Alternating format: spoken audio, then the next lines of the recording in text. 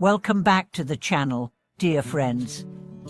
Thank you for joining me once again in this sacred space where we come together not only to understand the teachings of the wise, but to find reflections of that wisdom in our own lives.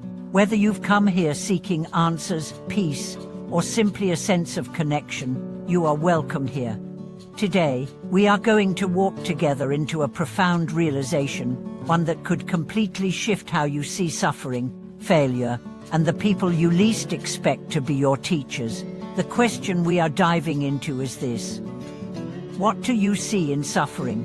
And what if, behind what you label as pain, difficulty, or even ugliness, there is the radiant disguise of the Buddha's wisdom? Let me begin with a true story, one that at first may break your heart, but will soon show you a doorway to reverence. In the winter of 1955, a young man arrived at the gate of a remote monastery deep in the mountains. His name was Quanding. At first glance, there was nothing impressive about him. In fact, he was the kind of person society often dismisses. He was short, physically weak, disfigured in his face, spoke with difficulty, and drew lead when he talked. Many avoided him, some mocked him. But Quanding had something very few possessed: an unshakable heart. He didn't come to the monastery as a visitor. He came to seek discipleship under one of the most revered monks of the time, the Noble Master Zhuan. The request itself seemed absurd to the monastery staff. How can someone like him be a monk, they thought, but Quanding didn't argue. He knelt outside the master's door, all night, through wind, snow, freezing cold. By morning, his robe was frozen to the ground. His eyebrows were white with frost, and yet he remained. Finally, Master Zhuan opened the door and saw him. At first, he dismissed him as foolish. But something about the young man's gaze held the depth of oceans. There was no arrogance, no desperation, just devotion. Quanding was allowed to stay, not because he was qualified by outer standards, but because his sincerity melted even the icy silence of the Himalayas. What happened next became one of the greatest living parables of modern Buddhist history. Despite his limitations, Quanding never missed a meditation. He cleaned without being asked. He endured ridicule with a smile. And over the years, something began to change. Not in his appearance, but in his presence. He became magnetic, grounded, joyful. People started coming to him not out of pity, but for peace. Eventually, he left China and journeyed to Thailand, where he lived as a wandering monk. He begged for food, slept under trees, and rarely spoke. Many believed he was a simpleton, but one day, during a storm, a dying monk saw him recite the sutras with tears running down his face. That moment changed everything. Word spread. Locals began to seek him out. Soon, he was revered as a master. You see, Quanding didn't wear golden robes. He didn't write books. He didn't build temples. He became the Dharma. He showed the world that enlightenment doesn't wear pretty clothes. It doesn't have perfect posture or a calm voice. Enlightenment can look like someone you would cross the street to avoid. It can appear as illness, deformity, poverty. And still, inside, it burns like a sun. Now I ask you, how do you judge the world?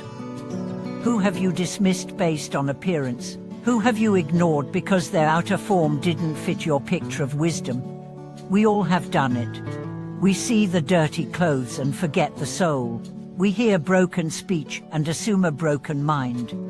But what if the Buddha himself appeared not in radiant light, but in the form of a beggar, a child with disabilities, an old man muttering on the street? Would you recognize him? Would you stop? Would you bow? Buddhism teaches us to see beyond form. All forms are illusions, says the Heart Sutra. But this is not a cold rejection of the world. It's an invitation to look deeper, to see with the eyes of the heart. There is a Zen saying, "Do not judge the temple by its gate." Quanding was the gate no one wanted to walk through. But inside, he held the temple of truth. And here's the powerful takeaway. You don't need to look like a saint to walk the saint's path. You don't need to be flawless to be a light. Your pain, your scars, your history, these are not obstacles. They are your unique doorway to awakening. Let's talk about your own suffering. Have you ever asked, why me? Why is my life filled with so much pain? Why can't I be like others? Let me offer you this thought. Maybe your pain is your path. Maybe the very thing you think disqualifies you is your invitation. Maybe your brokenness is not a flaw, but a portal to profound empathy, insight, and power. The greatest teachers are not those who have never suffered. They are those who have suffered deeply and yet still choose love, still choose patience, still choose to serve. That's why Kuan-Ding became a legend. Not because he avoided hardship, but because he transformed it into compassion. So how can you do this in your own life? Start by bowing not to others, but to your own suffering. Say to it, you are not my enemy. You are my teacher. When loneliness visits, sit with it. When rage arises, observe it. When shame burns, embrace it.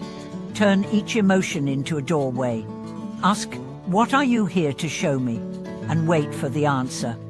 Train yourself to see differently.